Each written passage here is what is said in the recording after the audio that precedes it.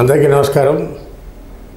భారతదేశ చరిత్రలో ప్రధాని మోడీ గారు ఇటీవల కాలంలో ఆర్ఎస్ఎస్ కార్యాలయానికి రావడం జరిగింది. ఆర్ఎస్ఎస్ కార్యాలయానికి ఎందుకు వచ్చారు ఏంటి అనే దాని మీద చాలా చర్చ జరుగుతుంది. గడిచిన 10 సంవత్సరాల కాలంలో ఆయన ప్రధానిగా ఉన్న టైంలో ఏ రోజు కూడా ఆర్ఎస్ఎస్ కార్యాలయానికి రాలేదు.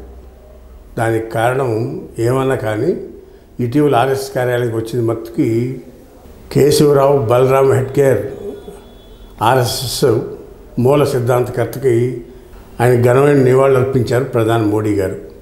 అంతేకాకుండా మోడీ గారికి ఈ సంవత్సరం సెప్టెంబర్ 17కి 74 సంవత్సరాల వయోపరిమితి పూర్తవుతున్న సందర్భంగా ఆయన రాబోయే 5 నెలల కాలంలోనే ప్రధాని పదవి తప్పుకుంటారని శివసేన పార్టీ ఎంపీ అయిన సంజయ్ రౌత్ ఒక ప్రకటనలో తెలియవచ్చారు. అంతేకాకుండా గతంలో కూడా ఆర్ఎస్ఎస్ ఒక సూచన చేసింది, ఎవరైనా సరే రాజకీయాల్లో ఉండేవాళ్ళు 74 సంవత్సరాల తర్వాత ఆ పదవికి విరమణ చేయాలని ఆర్ఎస్ఎస్ చెప్పింది. దాని మూలాన ఆనాడు 2014లో నాటి ప్రధాని అభ్యర్థిగా ఉన్న అద్వానీ గారు కూడా అందుమూలాన్ని తప్పుకుని ఆయన మోడీ గారిని ప్రమోట్ చేయడం జరిగింది. అయితే ఈ సందర్భంగా బీజేపీ ప్రధాని అభ్యర్థిగా ఉన్న నరేంద్ర మోడీని ఆర్ఎస్ఎస్ రూల్స్ని తీసుకొచ్చి ప్రస్తావన చేయటం, సంజయ్ రౌత్ మన నర్మగర్భంగా కొన్ని వ్యాఖ్యానాలు చేయటం అనేది రాబోయే రోజుల్లో నరేంద్ర మోడీ ప్రధానమంత్రిగా తప్పుకుంటారు అనేది సాంకేతికంగా ఆయన మాట్లాడినట్టు తెలుస్తూ ఉంది. ఎవరు? సంజయ్ రౌత్.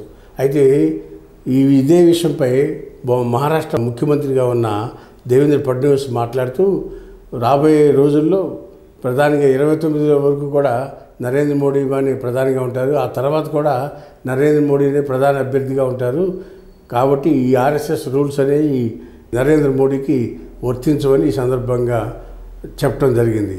రాబోయే రోజుల్లో ఏం జరుగుతుందో వేచి చూద్దాం. హాయ్ ఫ్రెండ్స్, మా ఫ్యూచర్ టుడే ఛానల్ చూస్తున్నందుకు చాలా థ్యాంక్స్. మరిన్ని లేటెస్ట్ వీడియోస్ కోసం వెంటనే సబ్స్క్రైబ్ చేయండి. అలాగే ఈ బెల్ ని కూడా రింగ్ చేసేయండి. మా లేటెస్ట్ వీడియోస్ నోటిఫికేషన్స్ అన్నీ మీ మొబైల్లో వస్తాయి. మా వీడియోస్ మీకు నచ్చితే లైక్ చేయండి, షేర్ చేయండి, నచ్చకపోతే కామెంట్ చేయండి.